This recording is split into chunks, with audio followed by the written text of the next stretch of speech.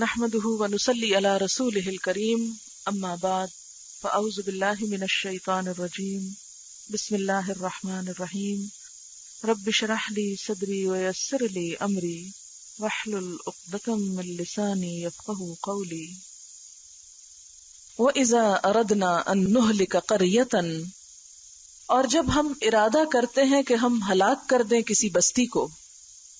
پیچھے بات ہوئی تھی نا کہ ہم عذاب نہیں دیتے جب تک رسول نہ بھیجیں، اور جب ہم عذاب دینے کا یعنی ہلاک کرنے کا ارادہ کرتے ہیں تو ہلاکت کس کس طرح آتی ہے.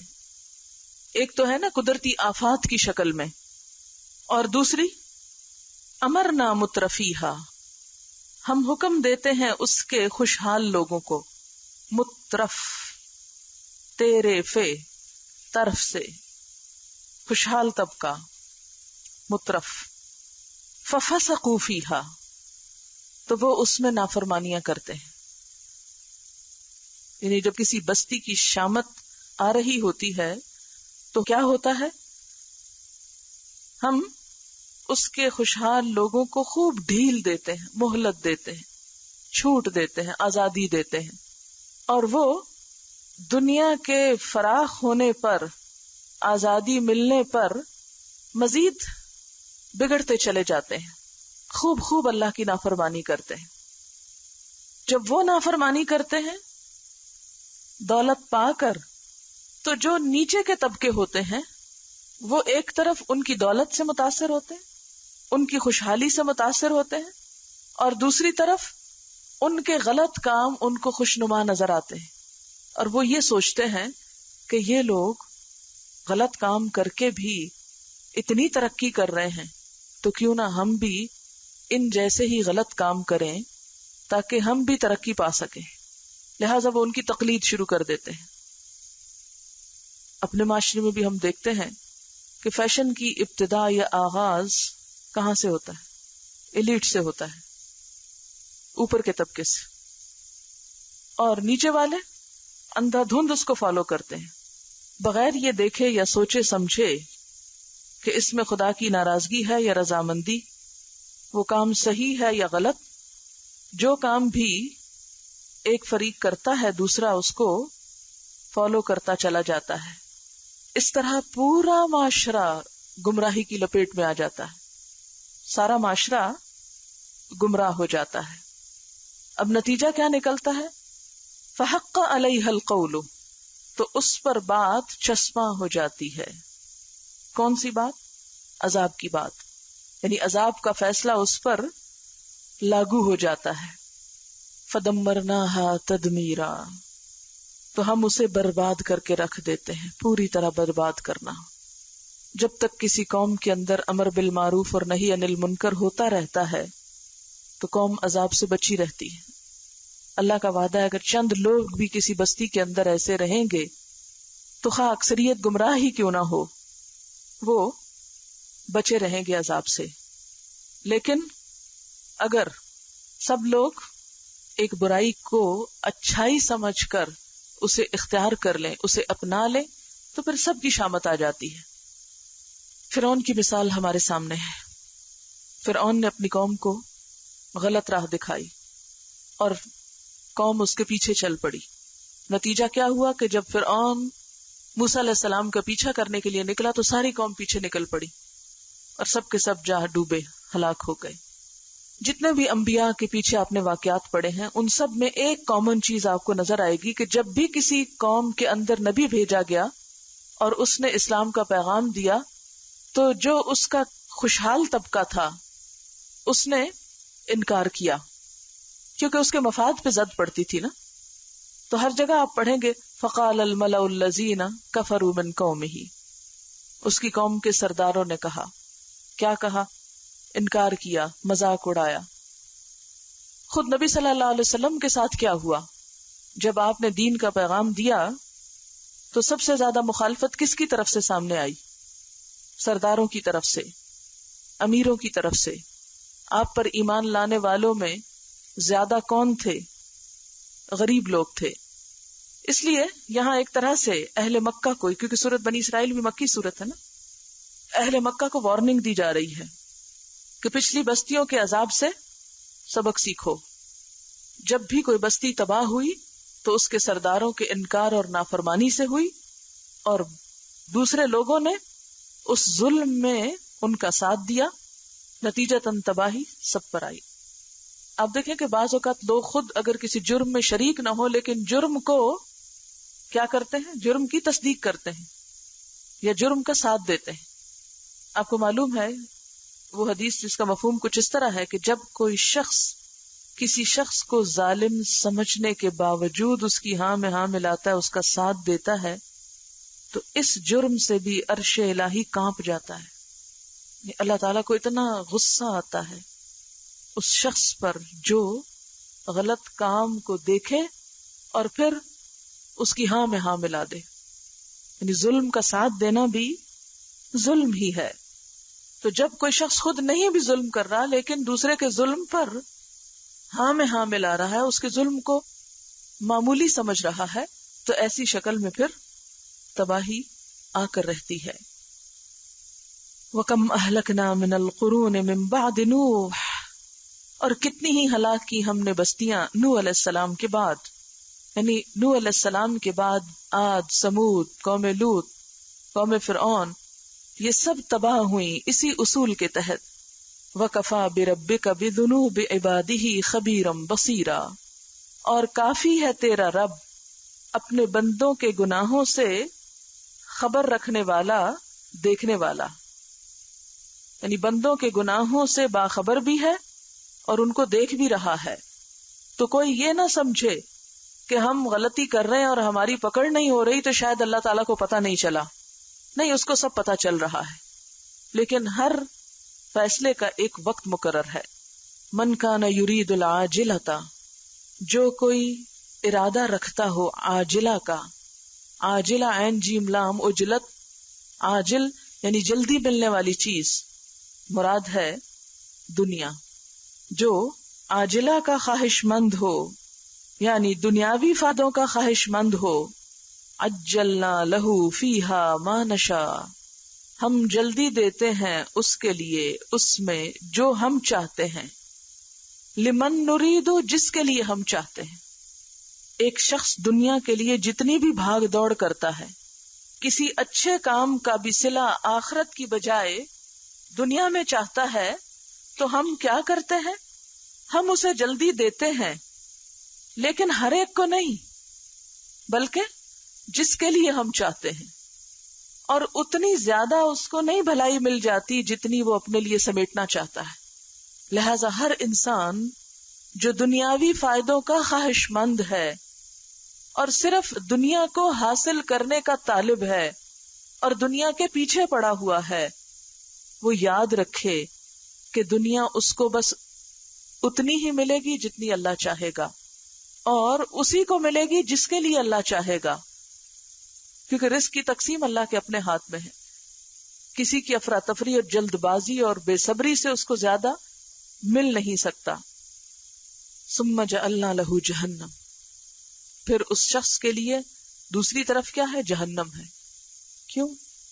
اس لیے کہ اس نے آخرت کے لیے تو کام کیا ہی نہیں تھا، اس نے تو نیکی کی تھی دنیا میں فائدہ حاصل کرنے کے لیے. اس لیے جتنی اس کی قسمت تھی اس کو صلہ یہی مل گیا، اور آخرت میں اس کے لیے کچھ نہیں. آخرت میں اس کے لیے کیا ہے؟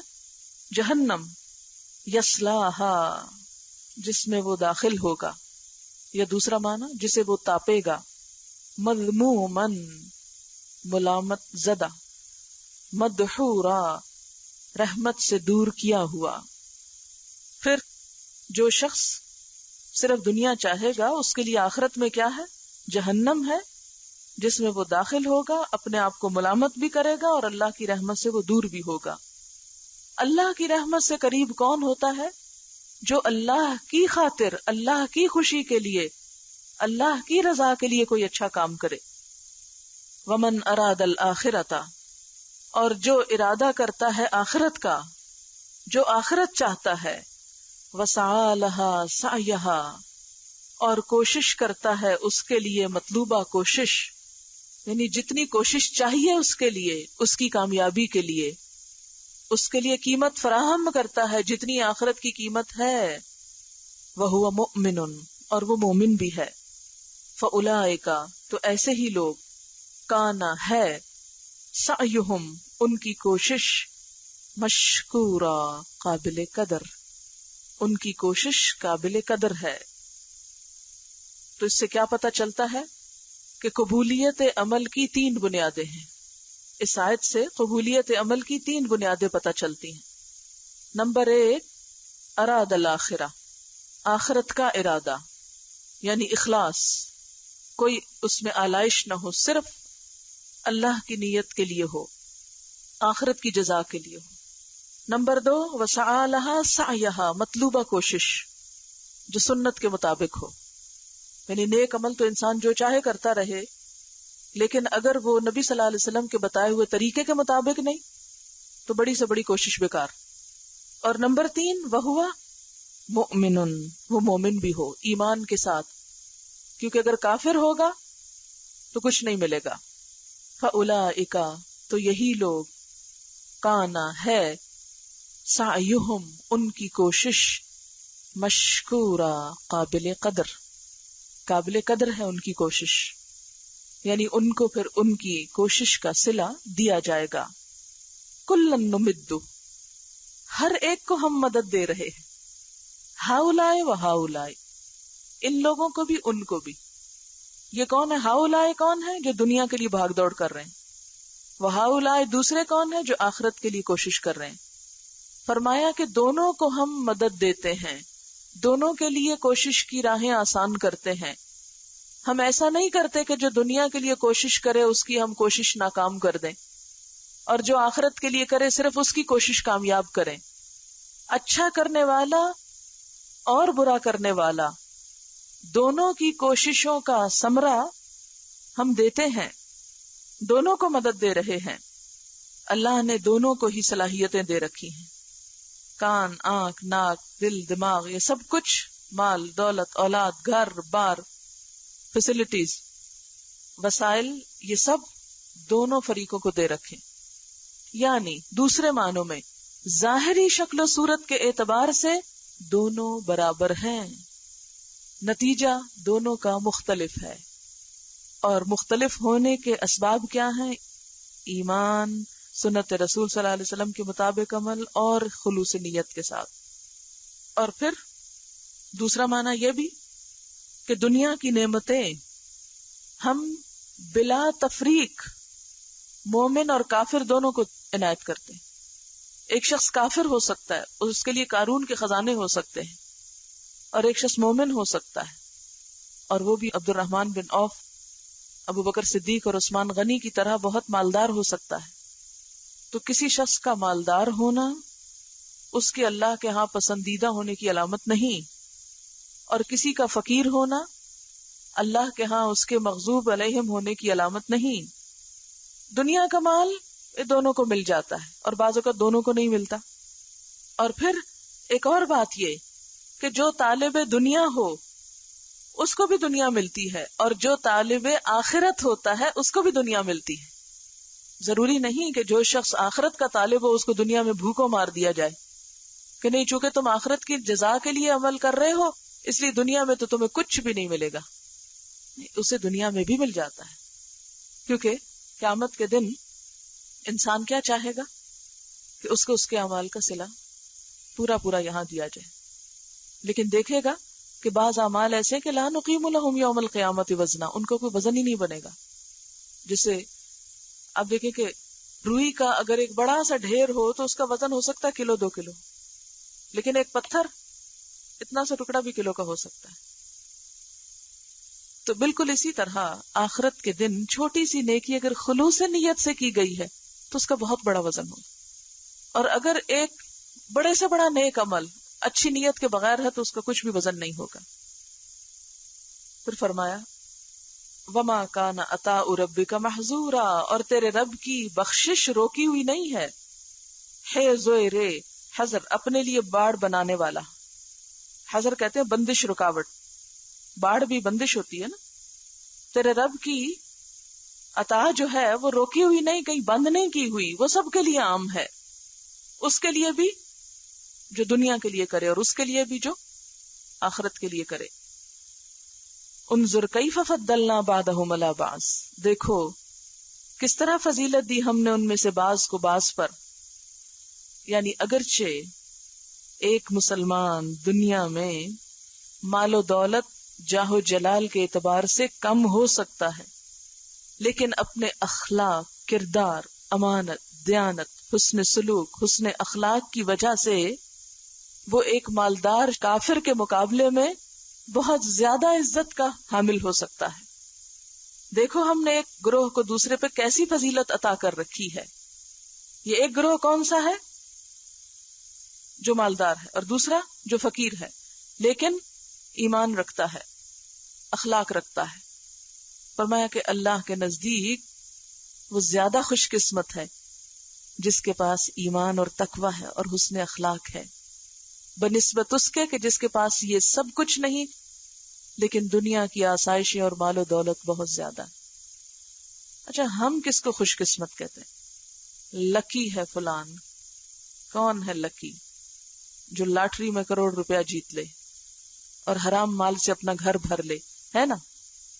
لیکن اللہ کے ہاں حرام چاہے کتنا ہی کثرت سے کیوں نہ ہو، اس کی کوئی ویلیو نہیں، ایک قطرے کے برابر بھی نہیں، بلکہ الٹا انسان کے لیے نقصان دہ. وَلَلْآخِرَةُ أَكْبَرُ دَرَجَاتٍ وَأَكْبَرُ تَفْضِيلًا، اور آخرت زیادہ بڑی ہے، بڑھ چڑھ کر ہے، درجات میں بھی اور فضیلت میں بھی. یعنی آخرت میں انسان کو ملنے والے جو درجات ہیں وہ کہیں زیادہ بڑے ہیں. اگر دنیا میں کوئی درجہ نہ بھی ملا، کوئی پروموشن نہ بھی ہوئی، لیکن ایمان پر اگر انسان قائم رہا تو آخرت میں اس کو جو پروموشن ملنے والی ہے اور جو درجے ملنے والے ہیں وہ پائیدار ہیں ہمیشہ کے لیے، کوئی چھین نہیں سکتا، کوئی لے نہیں سکتا. اور یہ دراصل انسان کی آزمائش ہے کہ کسی موقع پر وہ کرتا کیا ہے. آج دنیا میں لوگ رشوت دے کے، سفارش کر کے اور غلط طریقوں سے دنیا کے درجات حاصل کرتے ہیں، لیکن وہ کتنے دن کے لیے؟ اگر دنیا میں حق مارا بھی جائے لیکن انسان ایمان پر قائم رہے، اخلاق کو ہاتھ سے نہ جانے دے، کوئی غلط طریقہ اختیار نہ کرے، فرمایا کہ اس کے لیے آخرت میں کیا؟ اکبر درجات، وہ درجوں میں کہیں اونچے بیٹھے ہوں گے. وہ اکبر تفضیلا، اور فضیلت میں، بزرگی میں، بڑائی میں، سپیریئر ہونے میں وہ کہیں زیادہ آگے ہوں گے. اور پھر لا تجعل مع اللہ الہا آخر، اللہ کے ساتھ کسی دوسرے کو الہ مت بناؤ، کسی اور کو خدا مت سمجھو، ورنہ کیا ہوگا؟ فتقعد مذموما مخذولا، تم بیٹھے رہ جاؤ گے ملامت زدہ، مخذولا بے یار و مددگار. خیزال لام کا مطلب ہوتا ہے چھوڑ دینا. یخذل کا لفظ پیچھے بھی آیا ہے، خذلان، چھوڑ دینا. مخذولا یعنی سب چھوڑ جائیں گے تجھے. اگر تو نے شرک کیا تو قیامت کے دن کیا ہوگا؟ کوئی کام نہ آئے گا. جن جن کو شریک ٹھہرایا وہ بھی الٹا تمہارے خلاف گواہی دیں گے اور تمہیں جھوٹا قرار دیں گے اور تمہیں چھوڑ جائیں گے. کوئی مدد کو نہ آئے گا، ملامت زدہ ہو کر رہ جائے گا.